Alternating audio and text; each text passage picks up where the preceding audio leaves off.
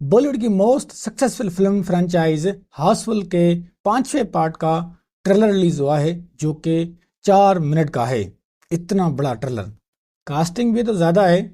अब इसके टीजर पर पहले से ही इशू था, पर जब वो सही हो गया तो इन्होंने ये ट्रेलर रिलीज किया है, क्योंकि भाई इस ट्रेलर में वो गाना भी सुनने को मिलता है जिस पर ये इशू हुआ था।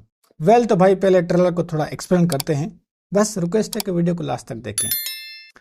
तो ट्रेलर के शुरू में देखते हैं रंजीत डोबरियाल का 100वां बर्थडे है और इसकी पार्टी रखी गई है एक क्रूज शिप में। देन रंजीत कहता है कि उसकी प्रॉपर्टी का वारिस उसका बेटा जोली होगा। अब ये $16 बिलियन है या रुपीज पता नहीं, बट जो भी, ये पैसे बहुत ही ज्यादा हैं, इसलिए 3 जोली सामने आते हैं। जोली नंबर 1 रितेश, जोली नंबर 2 अभिषेक और जोली नंबर 3 अक्षय कुमार। फिर इन तीनों का आमना सामना भी होता है जिसमें अक्षय कुमार जोली कहता है कि असली जोली वही है। देन आगे हमें कुछ कॉमेडी और ह्यूमर्स के सीन देखने को मिलते हैं जो कि काफी अच्छे भी हैं। देन उसी सीन्स में हमें फीमेल लीड एक्ट्रेस भी देखने को मिलती हैं जिसमें है जैकलिन, सोनम बाजवा, नरगिस फकरी। अब ट्रेलर में लग रहा है कि पहली कहानी जो यहाँ दिखाई जाएगी वो है इन तीनों की वाइफ्स के बारे में। इन तीनों की वाइफ्स असल में हैं कौन, और उसको हाईलाइट भी किया गया है, जो कि मुझे लगता है कि फिल्म के शुरू में ही होगा। और वो मामला जब ठीक हो जाएगा तो देन आगे फिर एक और प्रॉब्लम स्टार्ट होगी, और वो है एक मर्डर। हाँ भाई, क्रूज शिप में एक मर्डर होगा जिसकी वजह से अब ये सभी के सभी कहीं नहीं जाएंगे जब तक उसकी इन्वेस्टिगेशन नहीं होती। अब फरदीन खान भी यहाँ पर है इस फिल्म में, तो उसका क्या कैरेक्टर है पता नहीं, पर मुझे लग रहा है कि वो भी इसमें मेन कैरेक्टर है, इसलिए वो इन 3 जोली को शिप के जेल में डाल देते हैं, क्योंकि भाई जो मर्डर हुआ है उसको लेकर इन तीनों पर ज्यादा शक है। देन फिर इन तीनों की इन्वेस्टिगेशन करने के लिए 2 बड़े खलनायक की एंट्री होती है, संजय दत्त और जेके श्रॉफ, और वो इन तीनों से अपने हिसाब से पूछताछ करते रहते हैं। देन आगे फिर हमें कॉमेडी देखने को मिलती है। देन फिर आगे एक बड़े एक्टर की एंट्री होती है, नाना पाटेकर, जो इनको साफ साफ कहता है कि मर्डर क्यों हुआ है, मतलब $69 बिलियन के पीछे सभी के सभी पड़े हैं। फिर आगे ट्रेलर के अंदर सीरियसनेस देखने को मिलती है, असल में कि वो मर्डर किसने किया, सब परेशान हैं।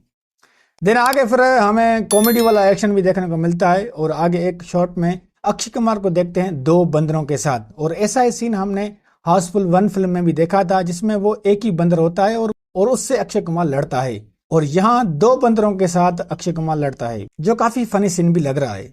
देन आगे ऐसे ही कॉमेडी देखने को मिलती है, और क्रूज शिप के बाहर भी एक सीन देखते हैं जिसमें जेके श्रॉफ अपने बेटे पर ही ट्रोल करता है, छोटी बच्ची हो क्या। लास्ट वाला सीन भी काफी है जब अक्षय कुमार बोलता है देख लिया, ये सच में काफी अच्छा सीन था। तो ओवरऑल ट्रेलर में यही है।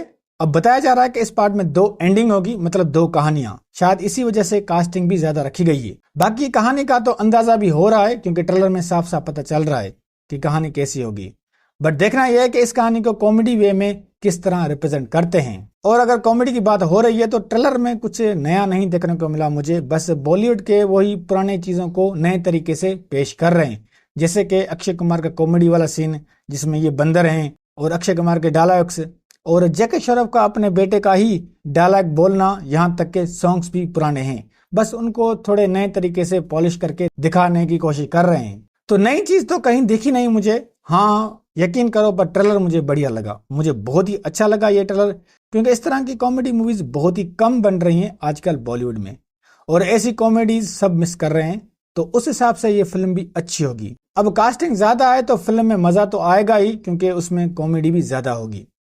वैसे बताया जा रहा है कि 350 करोड़ है इस फिल्म का बजट।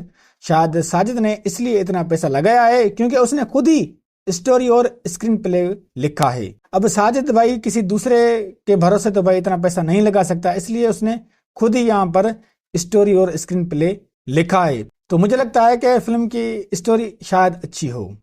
ओवरऑल बात करें तो ट्रेलर सबको बहुत ही बढ़िया लगा, इसको बहुत ही पॉजिटिव रिस्पांस मिला है, और यकीन करो कि फिल्म भी अच्छी होगी, और अक्षय कुमार का भी कमबैक हो सकता है इतनी कास्टिंग के साथ, और भाई बाकी सब भी तो हैं, उनका भी तो कमबैक होना है। दोस्तों, अभी तक के लिए यही। आप बताओ आपको ये हाउसफुल 5 का ट्रेलर कैसा लगा, कमेंट्स करें, और अगर वीडियो अच्छी लगे तो लाइक करें और हमारे चैनल को जरूर सब्सक्राइब करें।